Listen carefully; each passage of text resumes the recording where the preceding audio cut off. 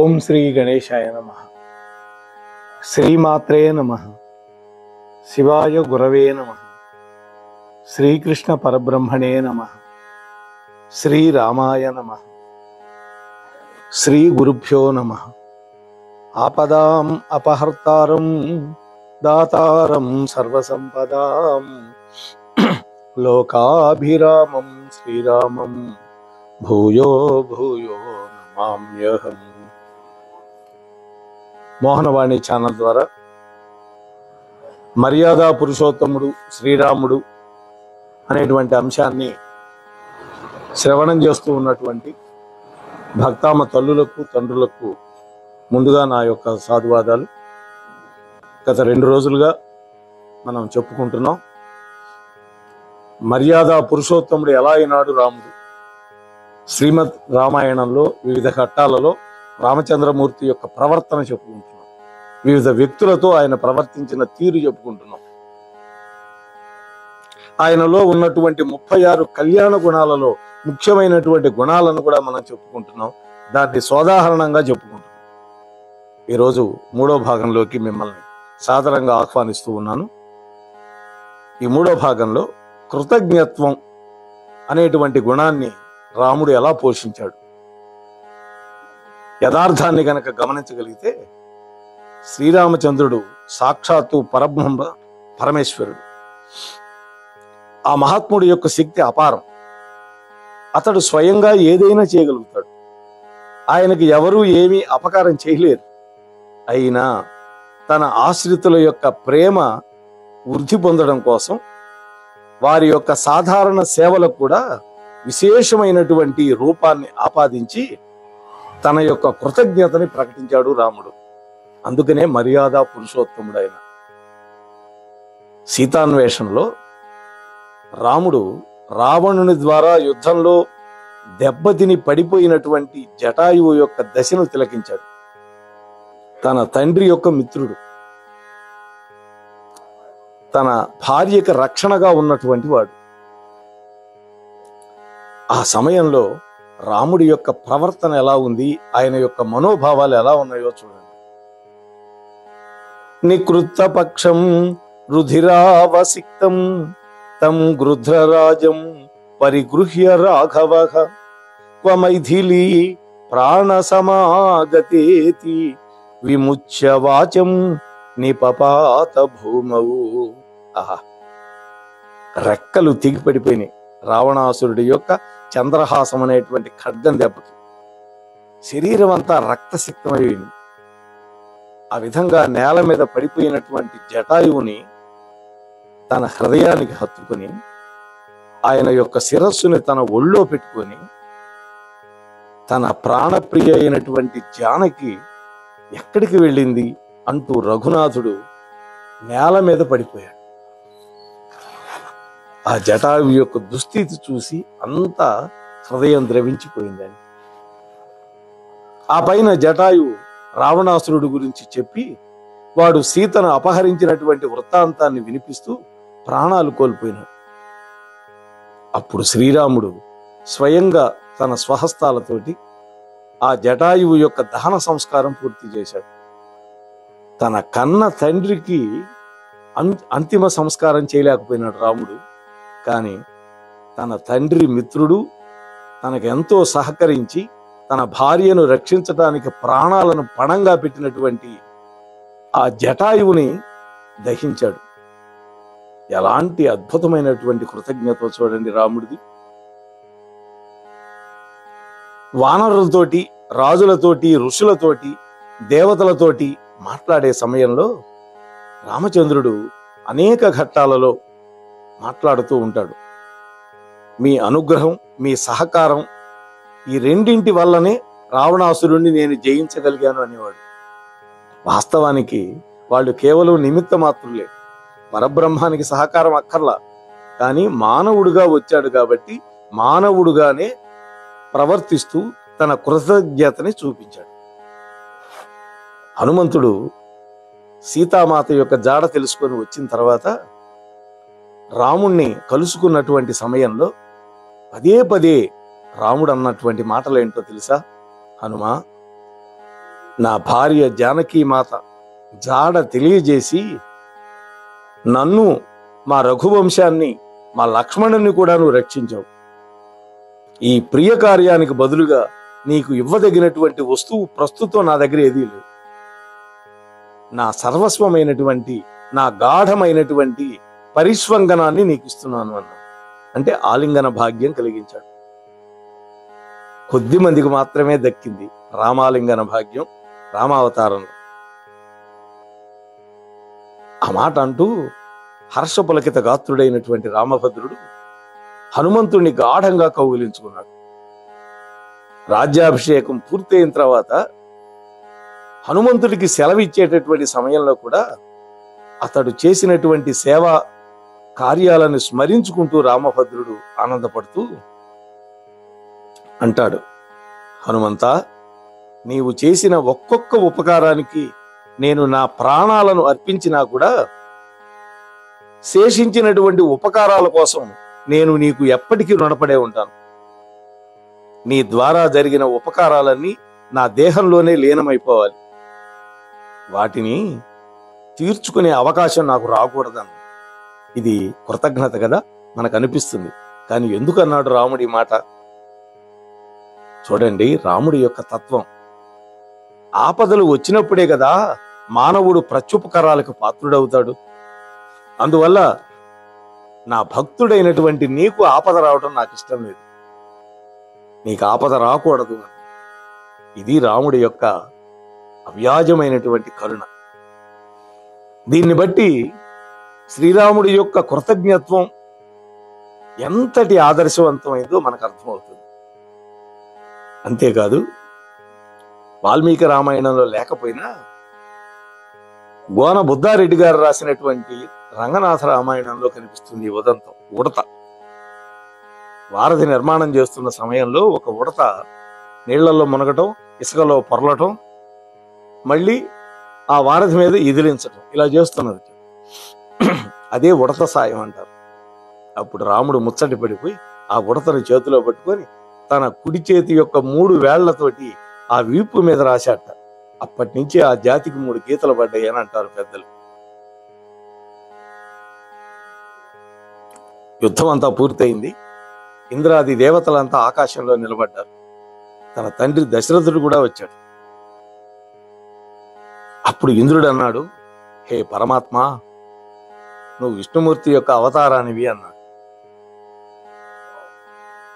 నీకేదైనా వరం ఇవ్వాలనుకుంటున్నాను. విష్ణుమూర్తి అవతారం అంటే ఆయన ఒప్పుకోలా. ఆత్మానం మానుషం మన్యే రామం దశరథాత్మజం అన్నాడు. నేను మానవ మాతృణ్ణి, దశరథ మహారాజు యొక్క పుత్రుణ్ణి అని చెప్పాడు తప్ప వాస్తవానికి రామావతారం అయిపోయిన తర్వాత చెప్పచ్చు, కానీ చెప్పలా. అప్పుడు ఇంద్రుడు వరం కోరుకోమంటే, ఈ యుద్ధంలో నా కోసం ప్రాణాలు విడిచిపెట్టినటువంటి ప్రతి ఒక్క వానరుడు బతకాలి అన్నాడు. ఇంకొక వరం చెప్పాడు, ఈ వానరులకి ఆహారమైనటువంటి శాకాహారం అంతా కూడా అన్ని కాలాలలో సమృద్ధిగా వీళ్ళకు దొరకాలి అన్నాడు. అంతేకాదు, పట్టాభిషేక సమయంలో ప్రతి ఒక్క వానరుడికి సన్మానం చేశాడు స్వామి తానే స్వయంగా. ఇక రాజారాముడు ప్రజారంజకత్వం ఎలా ఉంది ఆయన? రామచంద్రుడిలో సర్వ విధాలా తన ప్రజలను ప్రసన్నులుగా ఉంచాలి అనేటువంటి ఒక విశేషమైన ఆదర్శం ఉంది. రాముడు తన ప్రజలను కన్న బిడ్డల కంటే మిన్నగా వాత్సల్యంతో పరిపాలించాడు. సదా సర్వదా వారి యొక్క హితములోనే రతుడై ఉండేవాడు స్వామి. అయోధ్య నగరవాసులందరికీ రాముడి పట్ల విశేషమైన అద్భుతమైనటువంటి ప్రేమ ఉండడానికి కారణం ఇదే. శ్రీరాముడి యొక్క వనగమనం, చిత్రకూటంలో భరతుడితో సహా ప్రజలు దర్శించడానికి రావడం, అంతేకాదు రాముడు అవతారాన్ని పరిసమాప్తి చేసే సమయంలో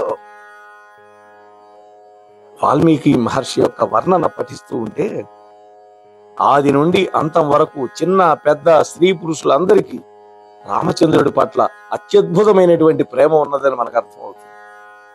వాళ్ళందరూ సర్వకాల సర్వావస్థల్లో శ్రీరాముడి కోసం ప్రాణాలు సైతం తృణప్రాయంగా ఎంచి తమ ప్రాణాలను సమర్పించడానికి సిద్ధంగా ఉండేవాడు. రాముడి యొక్క వియోగం వాళ్ళకి సహించరానిది అయిపోయింది. రాముడు వనవాసానికి వెళుతుంటే అనేక మంది పురుషులు ఆయన వెంటబడ్డారు. ఎంత వారించినా వినల. ఒకచోట రాత్రిపూట విశ్రాంతి తీసుకున్నారు. అందరూ నడిచి నడిచి అలసిపోయి సొలిసిపోయి నిద్రపోయారు. రాముడు తెల్లవారి 3ంటికే లేచాడు. సుమంత్రుని లేపాడు, సీతాలక్ష్మణుని లేపాడు. రథం పోంచమన్నాడు, రథాన్ని అయోధ్య వైపు తిప్పమన్నాడు. సుమంత్రుడు ఆశ్చర్యపోయాడు. అదేంటి రామా, ఇంటికి వెళ్ళిపోతున్నావా అన్నాడు. కాదయ్యా, నన్నే నమ్ముకొని వస్తున్నటువంటి ప్రజలు అడవుల్లో ఇబ్బంది పడటం నాకు ఇష్టం లేదు.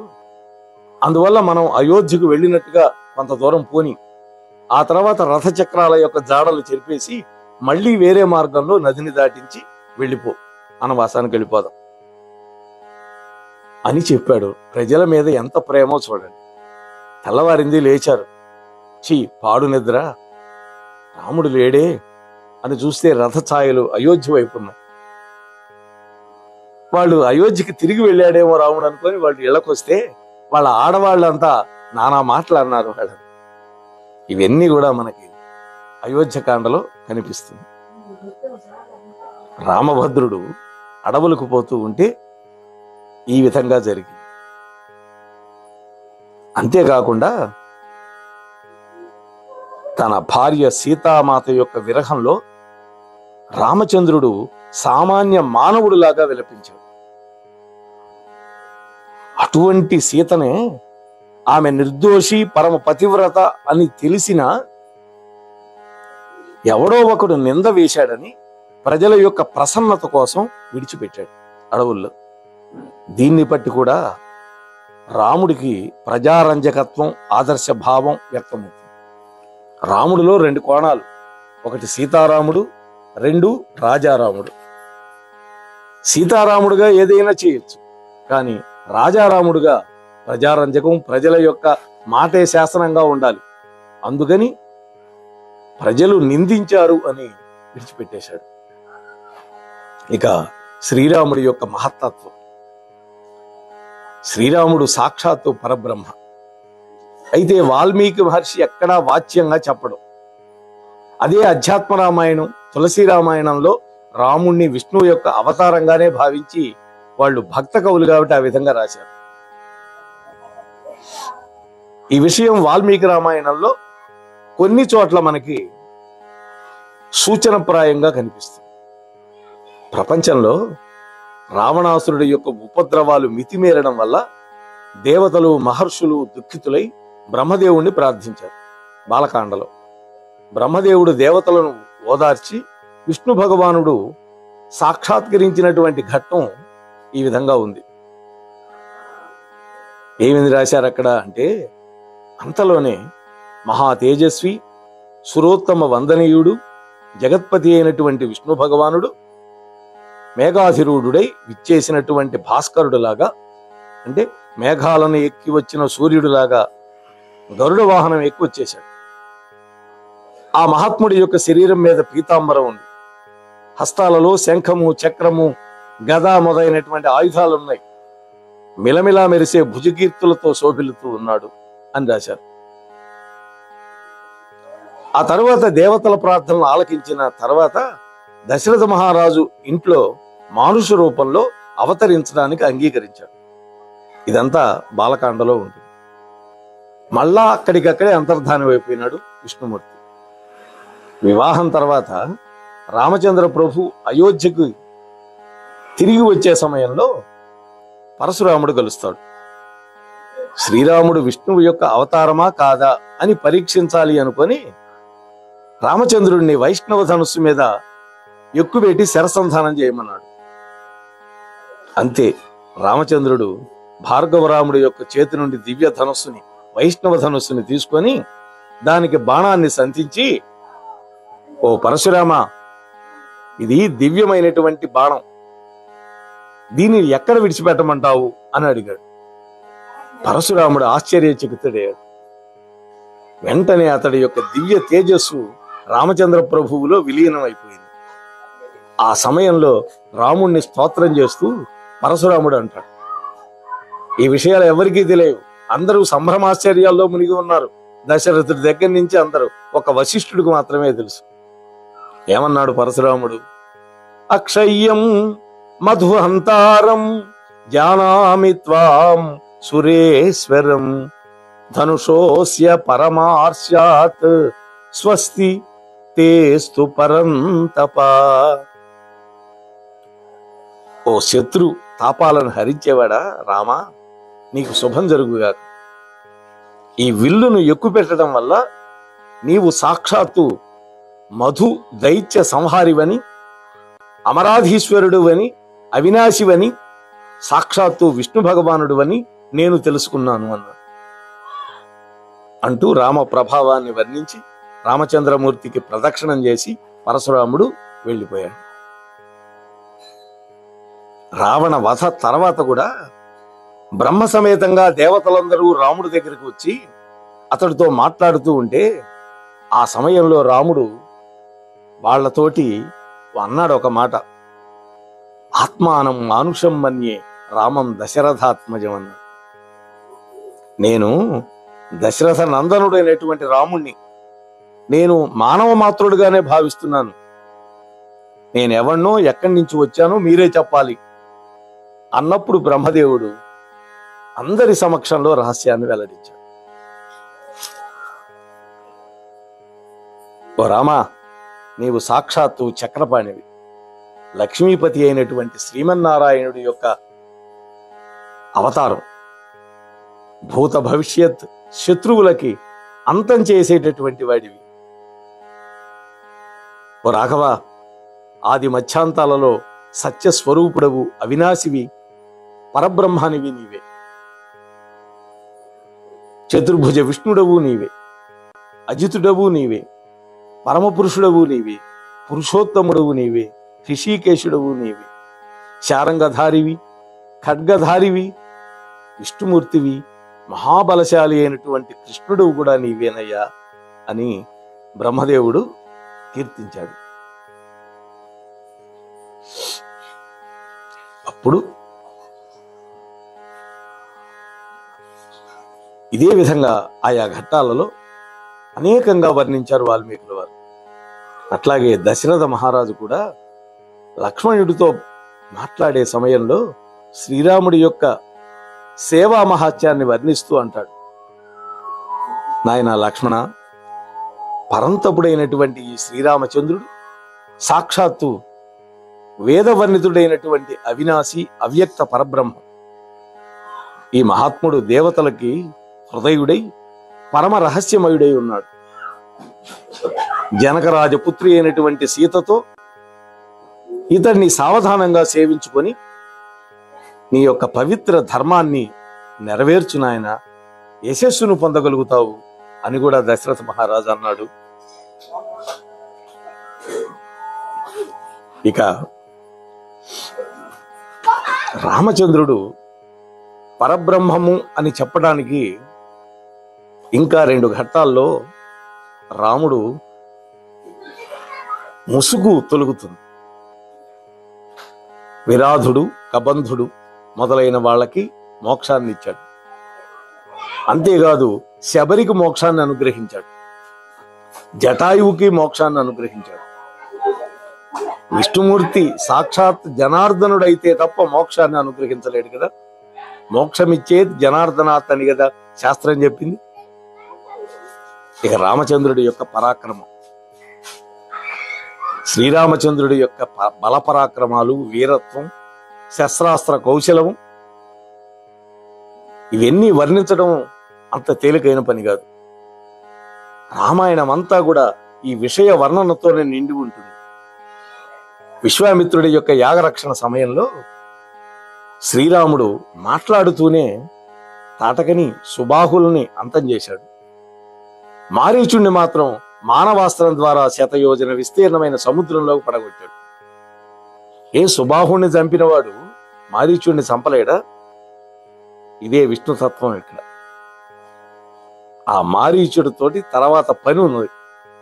వాడు మాయలేడి కావాలి, సీతను అపహరించడానికి వాడు ఒక నిమిత్తం కావాలి, అందుకని వాడిని విడిచిపెట్టేశాడు. అట్లాగే మహాబలవంతులు కూడా ఎత్తలేనటువంటి, కదపలేనటువంటి శివధనుసుని శ్రీరాముడు అనాయాసంగా ఎత్తాడు, విరిచిపారేశాడు.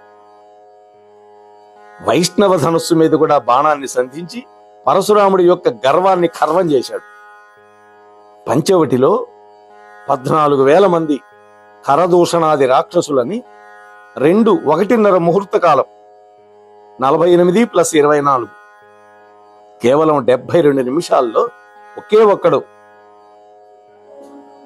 అంతం చేసేశాడు. వాలి వంటి మహాయోధుణ్ణి ఒకే ఒక్క బాణంతో నేలకూల్చాడు. రావణాసురుణ్ణి 4 సముద్రాలు తిప్పి ముంచి పారేసినటువంటి వాలిని ఒకే ఒక్క బాణంతో కూల్చాడు. ధనస్సుకు బాణాన్ని సంధించినంత మాత్రానికే సముద్రంలో అల్లకల్లోలం బయలుదేరింది. 3 రోజులు ప్రాయోపవేశం చేసి బాణం సంధించాడు. ఎంతకి సముద్రుడు మొర ఆలకించకపోతే సాగరుడు గడగడ వణికిపోతూ రామచంద్ర ప్రభువుని శరణు వేడుకున్నాడు. లంకలో ప్రవేశించి భయంకరమైనటువంటి యుద్ధం చేసే సమయంలో కుంభకర్ణుణ్ణి, రావణాసురుణ్ణి చంపేసి యావద్విశ్వంలో విజయ ఢంకాను మ్రోగించినటువంటి వాడు రాముడు. అందుకనే రామదాస్ అంటాడు, భండన భీముడు ఆర్తజన బాంధవుడు ఉజ్వల బాణతూన కోదండ కళ ప్రచండ భుజ కీర్తికి రామచంద్రునకు వేరొక సాటి దైవములేడనుచు గడగట్టి భేరికాడండడండయని నినదంబులం అజాండము నిండ మత్త వేదండము నెక్కి చాటెదను దాశరథి కరుణా వయోనిధి అంటాడు. ఇక రామచంద్రుల్లో ఓర్పు ఎలా ఉంటుంది? క్షమయా ధరిత్రి అంటాం కదా. రఘురాముడు తన విషయమై ఇతరులు చేసినటువంటి అపరాధాలను పట్టించుకునేవాడు కాదు. ఎక్కడైనా సరే క్రోధం, యుద్ధ లీలలు ప్రకటించి ఉంటే అవన్నీ కూడా కేవలం తనను ఆశ్రయించుకున్న వాళ్ళని, సాధు పురుషులని రక్షించటానికి మాత్రమే రాముడు కోపాన్ని తెచ్చిపెట్టుకుంటాడు. అపరాధులను దండిస్తాడు, దుష్టులను నిర్దోషులుగా చేయడానికి చేస్తాడు. మందర వంటి దాసి అపరాధాన్ని కూడా రామచంద్ర ప్రభు ఏనాడు కూడా లెక్క పెట్టలేదు. అక్కడ అంటాడు శత్రుఘ్నుడు ఆమె జుట్టు పట్టుకొని తలకాయ నరకడానికి సిద్ధపడితే భరతుడు వారించి, శత్రుఘ్న, నువ్వు గనక ఈమె యొక్క శిరస్సును ఖండించావా రామచంద్రుడు మన ముఖం కూడా చూడ్డాడు. ఇది ఇక